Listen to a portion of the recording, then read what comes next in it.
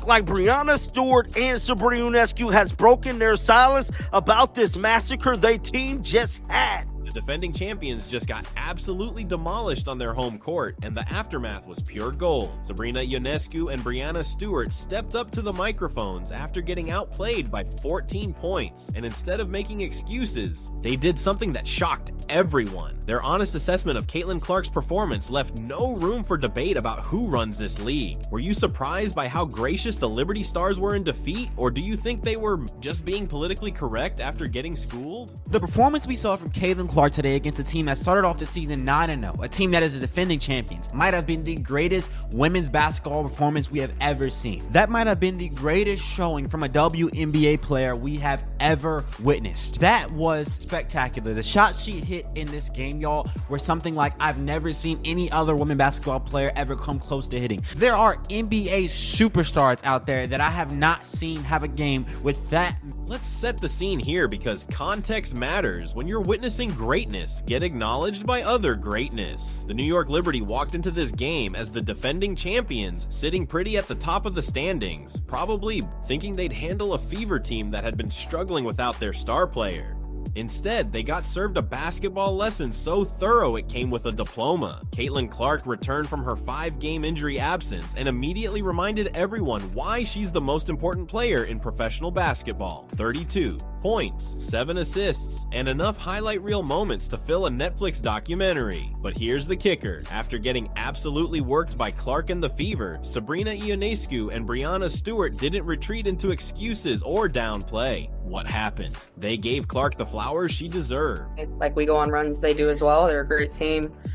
So I don't think it's defeating. I think obviously we know what a great shooter she is, and I think we just gave her too many easy ones. Obviously, she has great range, and her ability to get her shot off is really impressive, especially with missing some games. And so obviously on a personal level, I'm really happy to see her back out on the court, healthy, feeling good, because obviously it's important for them. But when asked about Clark's performance after missing multiple games, Sabrina didn't hesitate to give credit where credit was due. She acknowledged Clark's shooting ability, her range, and most importantly, her ability to get her shot off despite the defensive pressure. That's not just being polite, that's recognizing elite talent when you see it, even when that talent just embarrassed you on national television. But Sabrina went further than just acknowledging Clark's skills. She expressed genuine happiness about seeing Clark back on the court healthy. On a personal level, I'm really happy to see her back out on the court healthy, feeling good because obviously it's important for them. But just for her, I'm happy she's back. That's not the kind of statement you make about someone you consider just another opponent. That's respect for a player you recognize as special. The most telling part of Sabrina's comments was her admission that they gave Clark too many easy ones. Think about that for a second. This is coming from one of the best shooters in WNBA history, acknowledging that Clark's shot-making ability is so elite that even slightly open looks become automatic makes. When Sabrina Ionescu tells you someone has great range, you listen because she knows a thing or two about bombing threes from impossible distances.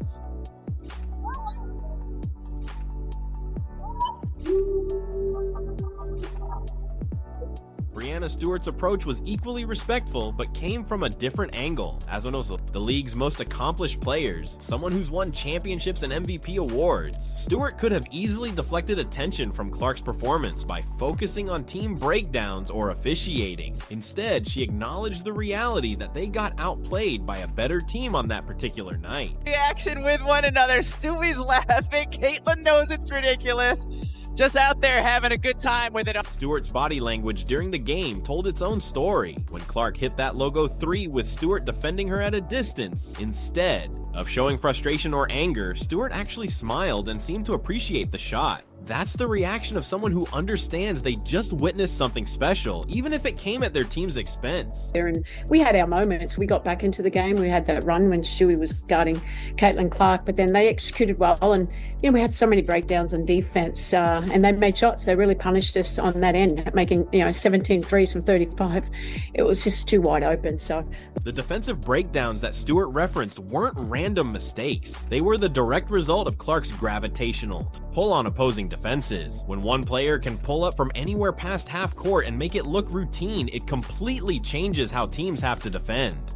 The Liberty found themselves in the impossible position of trying to guard Clark without leaving everyone else open, and they failed miserably. What makes these post-game comments even more significant is the context of the rivalry that media outlets have tried to manufacture between Clark and other WNBA stars. Instead of feeding into manufactured drama or taking shots at Clark's success, both Ionescu and Stewart took the high road and gave honest assessments of what they witnessed. The numbers from this game tell a story that even the most biased observer can't argue with. The Fever shot an absurd percentage from three-point range, with Clark leading the charge and her teammates benefiting from the attention she commanded. When defenses are so focused on stopping one player that they leave professional shooters wide open, those shooters tend to make their shots. Stewart's admission that they overworked their stars trying to keep up with the Fever's offensive explosion speaks to the psychological impact Clark has on opposing teams. The Liberty felt pressured to match the Fever's offensive output, which led to rushed shots and defensive breakdowns. That's not just basketball. That's one player imposing their will on the entire flow of the game. The coach's perspective added another layer to this story. Sandy Brondello didn't make excuses about missing players or bad officiating. She acknowledged that the Fever executed better and made their shots when it mattered. When championship-level coaches are giving credit to opposing teams without reservation, you know the performance was legitimate and impressive. The defensive statistics from this game are particularly embarrassing for the Liberty. They allowed 102 points to a team that had been struggling offensively without Clark, and 53 of those points came in just the first half. That's not just poor defense, that's a complete systematic breakdown caused by one player's ability to warp opposing game plans. Sabrina's comment about basketball being a game of runs was interesting because it acknowledged that the Fever's dominance wasn't just a hot shooting night or lucky break. She recognized that Indiana executed their game plan effectively and maintained their intensity throughout the game. That's giving credit for sustained excellence rather than temporary good fortune. The shooting disparity tells the whole story of this game. The Fever knocked down 17 three-pointers while the Liberty shot just 20% from beyond the arc. That's not luck. That's the result of one team getting better looks because their best player commands so much defensive attention that everyone else becomes more dangerous. Stewart's reflection on team resilience was telling because it revealed how much this loss affected them mentally.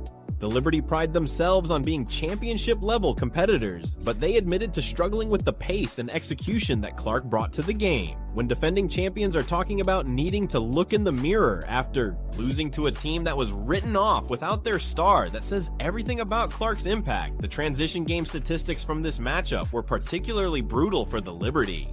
The Fever generated 19 fast break opportunities compared to their recent struggles in that area. That's directly attributable to Clark's ability to push the pace and create scoring chances before defenses can get set. Stewart acknowledged this by noting how difficult it became when they couldn't get stops and establish their half-court offense. Ionescu's admission about their offensive struggles when they can't get into transition reveals how much Clark's presence disrupted their entire game plan. The Liberty built their identity around defensive stops, leading to offensive opportunities. But when the opposing team is scoring at will, that entire system breaks down. Clark didn't just beat them with her individual performance, she dismantled their team concept. The free throw disparity in this game added insult to injury for the Liberty. Despite getting more foul calls, they couldn't match the Fever's offensive efficiency. Stewart's acknowledgement that they didn't get to the rim enough speaks to how Clark's presence on the perimeter made driving lanes more difficult to find and exploit. The coaching adjustments discussion was particularly interesting because it revealed how the Liberty tried multiple defensive schemes to slow down Clark and failed with each one. They switched everything. They tried zone coverage. They attempted to deny her the ball entirely. Nothing worked. When championship-level coaching staffs run out of answers for one player, that player has transcended normal basketball categories. Stewart's comments about team identity and knowing who we are were telling because they suggested that this loss forced them to question their place in the league hierarchy.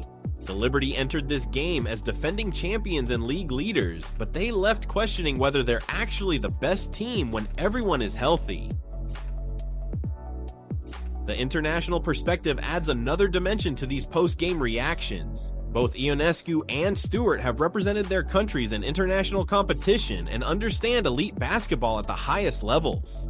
Their recognition of Clark's talent carries more weight because it comes from players who've competed against the world's best and know greatness when they see it. Sabrina's specific mention of Clark's ability to get her shot off highlighted something that separates elite scorers from good shooters. It's not just about making open shots, it's about creating and making shots under pressure, with defenders draped all over you while the game is on the line. Clark demonstrated that ability repeatedly throughout this game. The defensive communication breakdowns that Stewart referenced weren't random errors. They were the direct result of Clark's movement and decision-making, forcing defenders to make split-second choices that often proved wrong. When one player can consistently put 5 defenders in impossible positions, even championship-level teams start looking ordinary. The pace of play discussion revealed how Clark's return changed the entire rhythm of the game. The liberty are used to controlling tempo and dictating how games are played, but Clark's presence forced them into an up-tempo style that favored Indiana's personnel and game plan.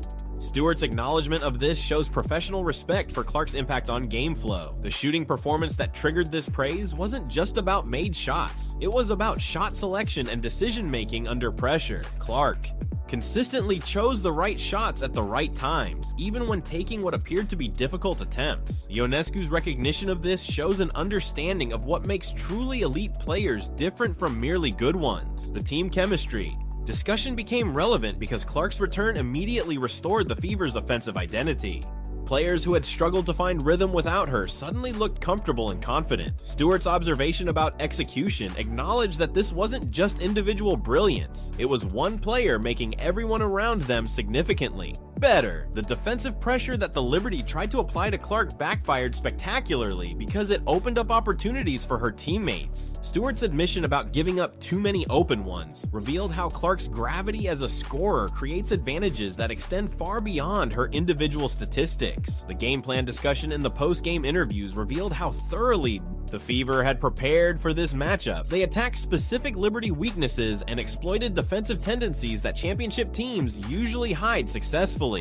Clark's court vision and decision-making were central to executing these strategic advantages. The momentum shifts throughout this game all seemed to favor Indiana once Clark established her rhythm. Even when the Liberty made runs, the Fever had an answer because Clark could create offense from anywhere on the court. Stewart's acknowledgement of this reality showed professional appreciation for a player who can single-handedly change game outcomes. The statistical dominance extended beyond just scoring, as Clark's 7 assists represented her ability to elevate teammates' performances. Ionescu's recognition of Clark's complete game showed an understanding that truly elite players impact winning in multiple ways, not just through individual scoring. The championship implications of this loss weren't lost on either Stewart or Ionescu. They acknowledged that losing to the Fever when Clark is healthy changes the conversation about who the best team in the league actually is. That's not the kind of admission defending champions make lightly. The respect shown in these post-game comments reflects something deeper than just professional courtesy. Both players recognized that they had witnessed a performance that reminded everyone why Clark is considered generational talent. Their willingness to give credit where credit is due showed the kind of sportsmanship that elevates the entire league. When defending champions openly praise the player who just embarrassed them, you know you've witnessed something special. Ionescu and Stewart could have made excuses, but instead they gave Clark the respect she earned through dominant performance. What did you think of their classy response to getting outplayed? Hit that like button, drop your thoughts below, and subscribe for more WNBA analysis that keeps it real.